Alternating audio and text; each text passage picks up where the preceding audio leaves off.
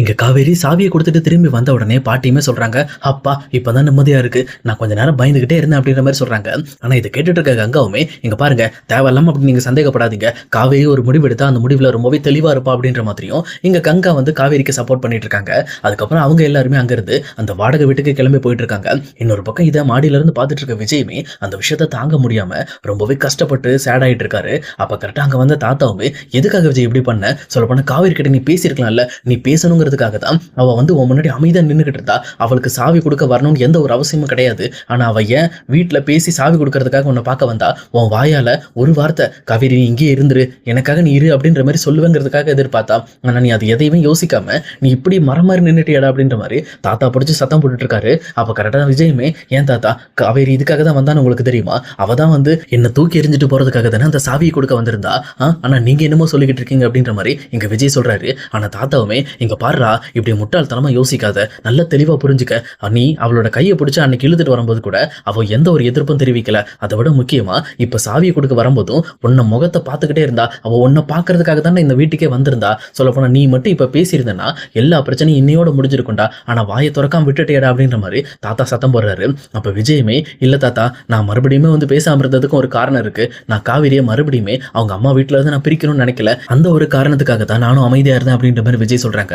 அப்ப தாத்தாவுமே, இங்க பாரு விஜய், உன் வாழ்க்கை உனக்கு வேணும்னா நீ தான் இறங்கி போராடணும், இந்த மாதிரி மத்தவங்களுக்காக நீ பார்க்க கூடாது, உன் மனசுல என்ன தோணுதோ அதை நீ ஓப்பனா செஞ்சனா ஆட்டோமேட்டிக்கா எல்லாமே வந்து உன்னை சேர்ந்து வந்துருண்டா அப்படின்ற மாதிரி எங்க தாத்தா அட்வைஸ் பண்ணிட்டு இருக்காரு. இது கிட்டோன்னு விஜயமே, நீங்க கவலைப்படாதீங்க தாத்தா, கண்டிப்பா இனிமேல் காவேரி இருக்கிற இடத்துல தான் நான் இருப்பேன், காவேரி வீட்டுல என் மேல எந்த தப்பும் இல்லை, நான் நல்லவன், இதுக்கு மேல காவேரியை நல்லா பாத்துக்குவேன்ற ஒரு நம்பிக்கையோட தான் காவேரி இனிமேல் நம்ம வீட்டுக்கு கூட்டிட்டு வருவேன்னு சொல்லிட்டு இங்க விஜயுமே ஒரு முக்கியமான முடிவு எடுக்கிறாரு. அதுக்கேற்ற மாதிரி முதல் ஸ்டெப்பா இங்க காவேரி கூடி இருக்கிற அந்த வீடை விசாரிச்சு பார்த்துட்டு அதே இடத்துல அந்த வீட்டுல மேல் போர்ஷனை இவர் வந்து வாடகைக்கு எடுக்கிறாரு. சொல்லப்போனா அந்த விஷயம் வேற யாருக்குமே தெரியாத மாதிரி ரொம்பவே கேஷுவலா வாடகைக்கு எடுக்கிறாரு. அதுவுமே நாளைக்கு நம்ம போயிடலாம், இன்னைக்கு நம்ம ஃப்ரீயா விட்டுரும் அப்படின்ற மாதிரி இன்னைக்கு வீட்டுல இருக்கிற ஒர்க்கெல்லாம் முடிச்சுக்கிட்டு இருக்காரு.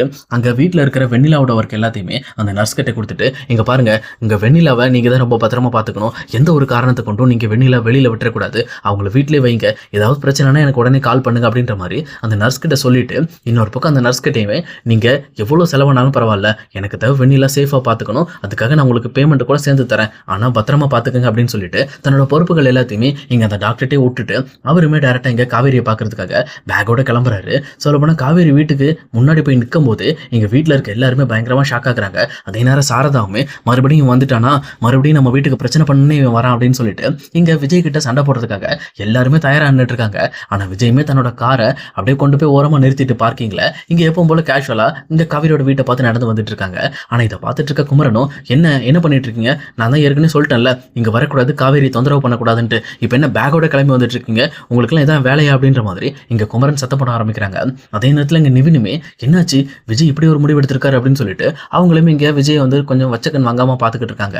அப்ப கரெக்டா இங்க விஜயுமே, இங்க பாருங்க நான் எதுக்கு உங்க வீட்டுக்கு வர போறேன், நான் மேல் போர்ஷன் வாடகை எடுத்திருக்கேன், நான் மேல குடியிருக்க வந்திருக்கேன், நீங்க என்ன தடுக்கிறதுக்கு, பிரதர் நான் உங்களோட பிரச்சனைக்கெல்லாம் வரல, நீங்க விட்டுருங்க, எனக்கு ஆபீஸ் பக்கத்துல வீடு வேணுங்கிறதுக்காக தான் இந்த வீடு வாடகை எடுத்திருக்கேன், அதனால தான் இங்க வந்துட்டு இருக்கேன், நீங்க வழி விடுங்க அப்படின்ற மாதிரி இவங்க எல்லாருமே நகர்த்தி விட்டுட்டு இங்க விஜய் பாட்டுல மொட்டை மாடி ஏறி டேரக்டா ஃபர்ஸ்ட் ஃப்ளோர் போய் அந்த வீட்டுக்குள்ள போறாரு. இதை பார்த்துட்டு இருக்கிற சாரதாக்கு சுத்தமா இந்த விஷயம் பிடிக்கவே இல்லை. அவங்களுமே குமரனை பார்த்து, என்ன மாப்பிள்ள இது, எனக்கு தெரியும் இந்த மாதிரி பிரச்சனை இந்த ஊர்ல இருந்தா வந்துகிட்டே இருக்குன்னு சொல்லி தான் நம்ம கொடைக்கானலே போயிடலாம்னு சொன்னேன், ஆனா நீங்க தான் கேட்க மாட்டேன்ட்டீங்க, இப்ப பாருங்க இவர் வந்து பேக்கோட கிளம்பி வந்துட்டாரு, இப்ப இவர் எப்படி நம்ம தடுக்க முடியும், நீங்க பேசாம இந்த வீடு வேண்டாம், நமக்கு வேற வீடு பார்த்துக்கலாம், நீங்க அட்வான்ஸ் வாங்கிட்டு வாங்க அப்படின்னு சொல்லிட்டு இந்த பக்கம் ஹவுஸ் ஓனர் பாக்குறதுக்காக இங்க டைரக்டா வந்து குமரனும் நிவினும் போறாங்க. அப்ப கரெக்டா குமரன் அங்க போய், சார் இங்க பாருங்க மேல வந்து எங்களுக்கு வேண்டாதவங்க ஒருத்தர் கூடி வந்திருக்காங்க, எதுக்காக சார் அப்படி விட்டீங்க அப்படின்ற மாதிரி கேட்கறாங்க. அப்ப கரெக்டா அந்த ஹவுஸ் ஓனருமே, சார் அவங்க உங்களுக்கு முன்னாடியே வீடு பார்த்துட்டு இருந்தாங்க சார், இந்த மாதிரி ஏதோ ஆஃபீஸ் பக்கத்துல இருக்குன்னு சொல்லி கேட்டாங்க, அதனால தான் நான் வாடகை கொடுத்தேன், ஆனா அவர் வீடு எடுத்து 2 வாரம் ஆச்சு, அவர் இப்பதான் வந்திருக்காரு அப்படின்ற மாதிரியும் இங்க விஜய் சொன்ன மாதிரி அந்த ஹவுஸ் ஓனருமே போய் சொல்லிக்கிட்டு இருக்காரு. இதை கேட்ட குமரனுக்கு இது பொய்ங்கிறது தெரியுது. உடனே அவருமே, சரி சார் அவங்களே இருந்துட்டு போட்டு நாங்க வீடு காலி பண்ணிக்கிறோம், எங்களோட அட்வான்ஸ் 50,000 ரூபாய் கொடுங்க பணத்தை அப்படின்ற மாதிரி கேட்கறாங்க. ஆனா அந்த ஹவுஸ் ஓனருமே, என்ன தம்பி இது, உன் பாட்டில் நீ பத்திரம் சைன் பண்ணிட்டு நீ அட்வான்ஸ் உடனே கேட்கிற, 6 மாசம் நீ இருந்துட்டு அதுக்கப்புறம் அட்வான்ஸ் வாங்கிட்டு போப்பா, 6 மாசம் கண்டிப்பா இருந்துதான் ஆகணும், நீங்க திடீர்னு வருவீங்க திடீர்னு போவீங்க, அதுக்கு நான் என்ன பண்ண முடியும், என்னால அட்வான்ஸ் திருப்பி தர முடியாதுப்பா, அப்படி நீங்க கிளம்புறதா தான் கிளம்புங்க, ஆனா அட்வான்ஸ் கிடைக்காது, அட்வான்ஸ் வேணும் அப்படின்னா நீங்க 6 மாசம் கூட இருந்துட்டு கிளம்புங்க அப்படின்ற மாதிரி இங்க ஒரேடியா கட்டன் ரேட்டா பேசிடுறாங்க. இது கேட்டோன்னே இந்த பக்கம் குமரனுக்கும் நிவினுக்கு என்ன பேசுறதுன்னே தெரியல. அவங்களும் திரும்பி வீட்டுல வந்து இங்க குமரனுமே சாரதா கிட்ட, இங்க பாருங்க அவர் வந்து ஏற்கனவே இந்த அக்ரிமெண்ட் போட்டு தான் வாங்கினாரு, அதனால நம்ம இப்போ உடனே காலி பண்ணோம்னா அட்வான்ஸ் தரமாட்டாரா, அப்படி நமக்கு அட்வான்ஸ் அட்வான்ஸ் வேணும் அப்படின்னா நான் ஒரு 6 மாசம் நம்ம இங்க இருந்தா அந்த அட்வான்ஸை கையில கொடுத்துருவோம் அப்படின்ற மாதிரி சொல்றாரு அப்படின்ட்டு இந்த பக்கம் ஹவுஸ் ஓனர் சொன்னதை குமரனும் வீட்டுல சொல்றாங்க.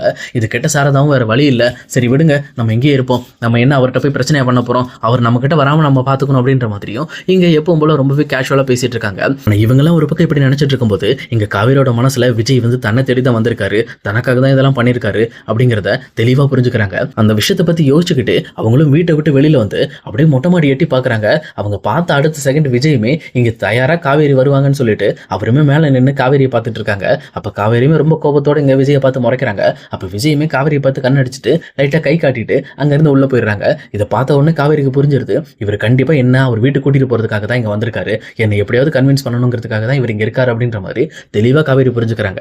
ஆனா அதே நேரத்துல இன்னொரு பக்கம் இங்க வீட்டுல இருக்க கங்காவுமே காவேரி தனியாவே இருக்கிறத பார்த்துட்டு இங்க பாரு காவேரி, இந்த மாதிரி நீ தனியாவேலாம் இருக்க வேண்டாம், நீ பேசாம நாளைக்கு போய் ஒரு கம்பெனில இன்டர்வியூ அட்டன் பண்ணிட்டு வா, அங்க போய் வேலை கிடைச்சிருச்சு அப்படின்னா நீ ஒரு வேலைக்கு போ, ஏன்னா வீட்டே இருந்தாலும் உன்னால சும்மா இருக்க முடியாது அப்படின்ற மாதிரியும் இங்க வேலைக்கு போனா தான் சரி வரும் அப்படிங்கிற மாதிரியும் எல்லாமே முடிவு பண்ணி சொல்றாங்க. இதை கேட்ட சாரதாவுமே ஆமாமா இனிமேல் நீங்க இருக்கிறது பிரச்சனை தான், நீ வேலை கிளம்பு அப்படின்ற மாதிரி சாரதாவும் ஒரு முடிவு எடுத்துறாங்க. அதுக்கப்புறம் இங்க எப்பவும் போல காவேரி அடுத்த நாள் காலையில் இருந்துச்சு அவங்களோட ரெஸ்யூம் எல்லாம் ரெடி பண்ணிக்கிட்டு இவங்களுமே ஒரு பில்டிங் கான்ட்ராக்ட் கம்பெனிக்கு இன்டர்வியூ போயிட்டு இருக்காங்க. அப்ப கரெக்டா அங்க போன உடனே அந்த இன்டர்வியூ எடுக்கிறவங்களும் இங்க காவேரியோட சர்டிபிகேட் எல்லாத்தையும் பார்த்ததுக்கு அப்புறம் பரவாயில்லையே இவங்க ஏற்கனவே ஒரு பில்டர்ஸ் கம்பெனில ஒர்க் பண்ணிருக்காங்க அப்படின்னு சொல்லிட்டு அவங்களுமே எந்த ஒரு அப்ஜெக்ஷனுமே சொல்லாம எந்த ஒரு கேள்வியும் கேட்காம இங்க டைரக்டா வந்து காவேரி அப்ளை பண்ணிடுறாங்க.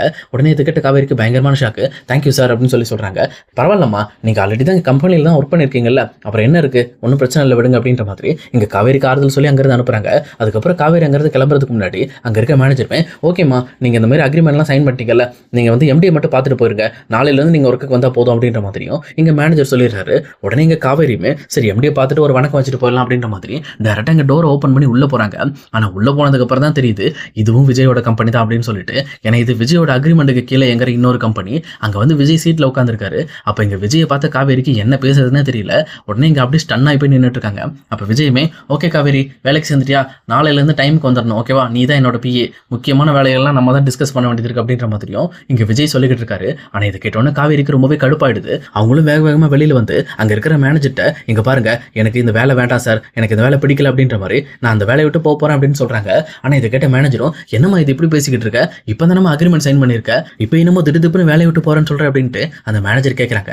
அப்ப காவேரி இருந்துகிட்டு எனக்கு இந்த ஆஃபீஸ்ல இருக்க பிடிக்கல சார், அதனால தான் நான் வேலையை விட்டு இருக்கிறேன், உங்க அக்ரிமெண்ட்லாம் என்னால ஃபாலோ பண்ண முடியாது அப்படின்ற மாதிரி இங்க காவேரி அந்த அக்ரிமெண்ட்டை பெருசாவே மதிக்கல. ஆனா அங்கிருந்து வெளியில வந்த விஜயுமே டைரக்டா எங்க காவேரியை பார்த்து இங்க பாருமா அக்ரிமெண்ட்னா அக்ரிமெண்ட் தான், அக்ரிமெண்ட்னா எனக்கு ரொம்ப பிடிக்கும், எல்லா விஷயத்திலும் அக்ரிமெண்ட் பக்காவா இருக்கணும், நீ அக்ரிமெண்ட்டை மீறி வெளியில போன வேலைக்கு வராம போன அப்படின்னா உன் மேல நான் கேஸை போடுவேன், கேஸை போட்டு நான் எவ்வளவு நஷ்டம் கேட்கறனோ அதை நீ கொடுத்தாகணும் அப்படின்ற மாதிரியும் இந்த பக்கம் விஜய் இங்க காவேரியை மிரட்ட ஆரம்பிக்கிறாங்க. அப்ப காவேரிக்கு பயங்கரமா கோபம் வருது. என்னடா இது விஜய் இப்படி எல்லாம் பண்ணிக்கிட்டு இருக்காரு அப்படின்னு சொல்லி கொஞ்சம் கோபத்தோட வேற வழி இல்லாம அவங்களும் அங்கிருந்து வீட்டுக்கு போறாங்க. அதே நேரம் இன்னொரு பக்கம் விஜயுமே கண்டிப்பா காவேரி நீ என் கூட ஒர்க் பண்ணியே ஆகணும், சொல்ல போனா நீ என் கூட இருக்கணும், இதே ஆபீஸ்ல இருந்தே ஆகணும் அப்படின்னு சொல்லிட்டு அவருமே தான் மனசுக்குள்ள யோசிச்சுக்கிட்டு இருக்காரு. அவருமே நல்ல விதமா தான் யோசிக்கிறாரு. காவேரி தான் கூட இருக்கணுங்கிறதுக்காக தான் இதெல்லாம் அவர் பண்ணிக்கிட்டு இருக்காரு. ஆனா காவேரிக்கு இங்க விஜய் பண்ற விஷயங்கள் எல்லாமே பயங்கரமான கோபத்தை தான் வர வைக்குது. பட் இருந்தாலும் நம்ம குடும்ப சுச்சுவேஷனுக்கு வேற எதுவும் பண்ண முடியாது அப்படின்னு சொல்லி காவேரி அந்த வேலையை ஏத்துக்கிறாங்க. ஆனா வீட்டுல சொல்ல வேணாம் அப்படிங்கிற ஒரு முடிவும் எடுக்கிறாங்க. ஏன்னா வீட்டுக்கு தெரிஞ்சா கண்டிப்பா வந்து பிரச்சனையாகும் அப்படின்னு சொல்லிட்டு அந்த விஷயத்துல அவங்க தனக்குள்ளே வச்சுக்கிறாங்க. இன்னொரு பக்கம் நிவினுமே இங்க விஜயை பத்தி யோசிச்சுக்கிட்டு இருக்காங்க. அப்ப கரெக்டா அங்க வந்து குமரனுமே என்னாச்சு நிவின் எதுக்காக யோசிச்சுக்கிட்டு இருக்க அப்படின்ற மாதிரி கேட்கறாங்க. அப்ப நிவின் இருந்துகிட்டு பிரதர் எனக்கு தெரிஞ்ச வரைக்கும் இங்க விஜய் வந்து கண்டிப்பா காவேரியை தான் கூட கூட்டிட்டு போறதுக்காக தான் இந்த மாதிரிலாம் பண்ணிக்கிட்டு இருக்காரு, எனக்கு தெளிவா புரியுது. நாமளா பார்த்து விஜய் கிட்ட பேசி எப்படியாவது காவேரியை ஒண்ணு சேர்த்து வைக்கிறதா நல்லது. ஏன்னா எவ்வளவு நாள் காவேரியால தனியா இருந்துட முடியும். அதே நேரத்துல இப்ப விஜயும் இந்த அளவுக்கு இறங்கி இருக்காருன்னா அப்ப கண்டிப்பா வெண்ணிலா மேல அவருக்கு இன்ட்ரெஸ்ட் இல்லைன்னு புரியுது. அப்ப நம்ம கண்டிப்பா பேசி காவேரி அவர் கூட சேர்த்து வைக்கிறது நல்லதும் எனக்கு படுது அப்படின்ற மாதிரி இங்க நிவினுமே தான் மனசுல படுற விஷயத்த குமரன்ட்ட சொல்றாங்க. அதை கேட்ட குமரனும் நீ சொல்றதும் சரிதான் நிவின், நானும் இந்த விஷயத்துல அந்த ஆள் தப்பா நினைச்சிட்டேன். ஆனா அந்த ஆள் காவேரிக்காக இவ்வளவு தூரம் இறங்கி வருவான்னு நான் நினைக்கவே இல்லை. என்ன இந்த மாதிரி வந்து அத்தை தான் எப்படி சமாதானப்படுத்துறதுன்னு தெரியல, அவங்க தான் இந்த விஷயத்துல சுத்தமா ஏத்துக்க மாட்டாங்க, அவங்களுக்கு எப்படியாவது சமாதானப்படுத்தணும் அப்படின்ற மாதிரி குமரன் யோசிக்கிறாங்க. அப்ப நிவினுமே இருந்துகிட்டு இங்க பாருங்க பிரதர், நம்ம தான் காவேரியோட லைஃப் நல்லா இருக்கணும்னா இறங்கி முடிவெடுக்கணும், அது நம்ம கையில தான் இருக்கு அப்படின்ற மாதிரி இவங்க ரெண்டு பேருமே இங்க விஜய்க்காக சப்போர்ட் பண்ண தயாராகிறாங்க. அதே நேரத்துல இங்க விஜய் கிட்ட போய் பேசுறதுக்காக நிவினுமே தயாராகிறாரு. ஏன்னா இங்க விஜய் கிட்ட டைரக்ட் கான்டாக்ட் இருந்தா மட்டும்தான் இங்க காவேரியும் விஜயும் சேர்க்கறதுக்கு வீட்டுக்குள்ள இருந்துகிட்டே இவங்களால முடிஞ்ச ஹெல்ப் பண்ண முடியுங்கிறதுக்காக அவங்களுமே விஜயை பார்த்து பேச போறாங்க.